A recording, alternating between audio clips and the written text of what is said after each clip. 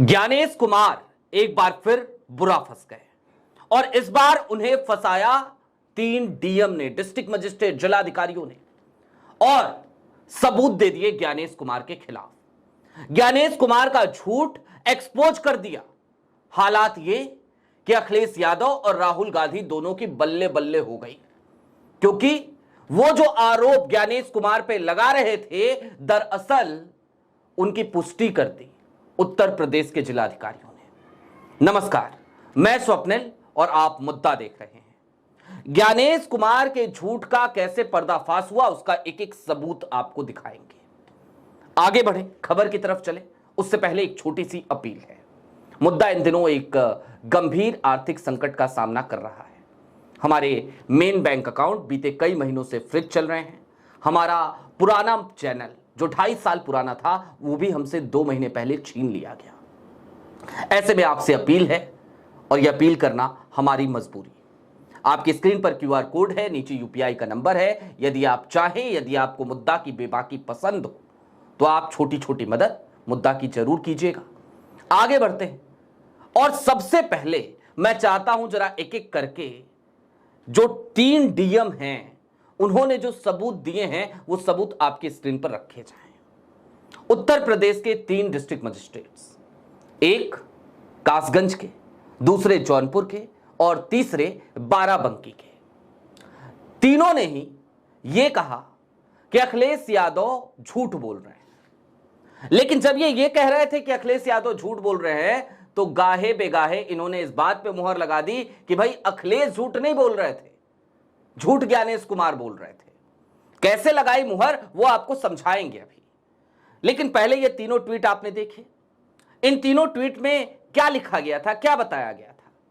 बाराबंकी के डीएम साहब हो, जौनपुर के डीएम साहब हो, या फिर के डीएम साहब हो कासगंज के, तीनों एक सुर में एक ही बात कहते रहे कि हमें शिकायतें मिली थी और शिकायतों का हमने निवारण किया था, लिहाजा अखिलेश यादव झूठ बोल रहे हैं। लेकिन अखिलेश यादव ने क्या कहा था? अखिलेश यादव ने कहा था कि हमने 18,000 शिकायतें की थी और एफिडेविट दिए थे। एफिडेविट की पावती, रसीदें वो भी उपलब्ध कराई, मीडिया को भी कराई, ट्वीट भी किया। और ज्ञानेश कुमार साहब ने अपनी प्रेस कॉन्फ्रेंस में क्या कहा था? उन्होंने कहा था कि दरअसल अखिलेश यादव झूठ बोल रहे हैं, हमारे पास समाजवादी पार्टी की तरफ से कोई एफिडेविट नहीं आया। वही ज्ञानेश कुमार जो ये कह रहे थे कि या तो हलफनामा देंगे या तो माफी मांगेंगे विपक्ष के लोग। अब नौबत ये कि आज एक सवाल ज्ञानेश कुमार जी से पूछा जाना चाहिए।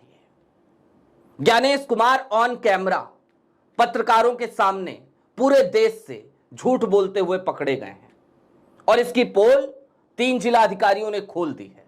उन्होंने खुद बता दिया है कि हां एफिडेविट मिला था, हां हमें शिकायतें मिली थी।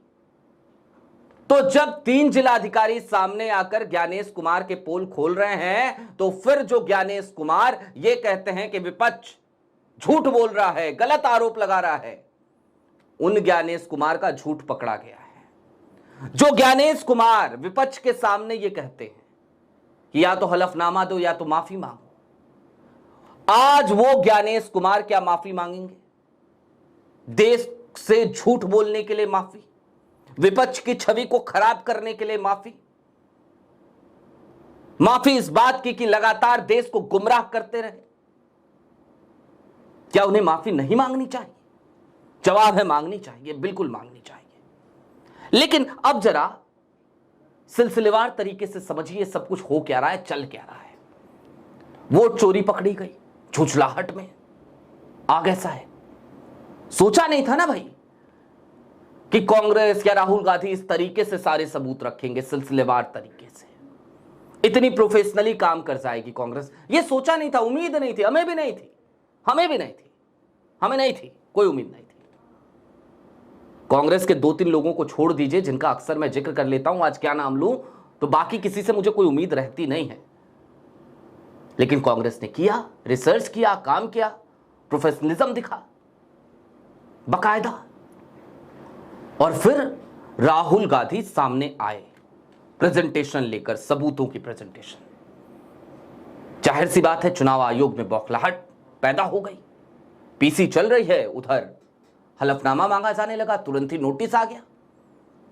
लेकिन जैसे ही ये सब कुछ हुआ, 6 दिन के बाद क्या हुआ था, अनुराग ठाकुर वो प्रकट हो गए साहब। उन्होंने भी प्रेस कॉन्फ्रेंस करी। उन्होंने प्रेस कॉन्फ्रेंस करी तो उन्होंने ज्ञानेश कुमार को और फंसा दिया। अभी तक राहुल गांधी कह रहे थे तो सारे भक्त कह रहे थे राहुल गांधी झूठ बोल रहे हैं, झूठ बोल रहे हैं, झूठ बोल रहे हैं। ज्ञानेश कुमार भी कह रहे थे झूठ बोल रहे हैं। भाजपा आ गई साहब सामने। भाजपा ने कहा नहीं नहीं, राहुल गांधी सच बोल रहे हैं। राहुल ने तो सिर्फ एक असेंबली का दिया, देखो हमारे पास 6 असेंबली का डेटा है, देखो कितना कितना सच बोला है राहुल गांधी ने, देखो ये रहा सबूत। और फंस गए ज्ञानेश कुमार। फिर ज्ञानेश कुमार और झुझलाए। भाई शाह साहब के दुलारे हैं, लंबे समय तक काम किया है, झुझला गए, हो गए नाराज।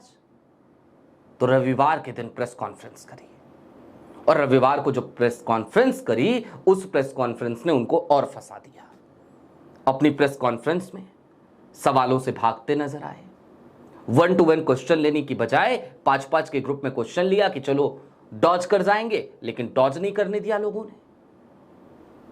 चुनाव आयोग का झूठ हर बार पकड़ा जाता रहा। चीजें आगे बढ़ी।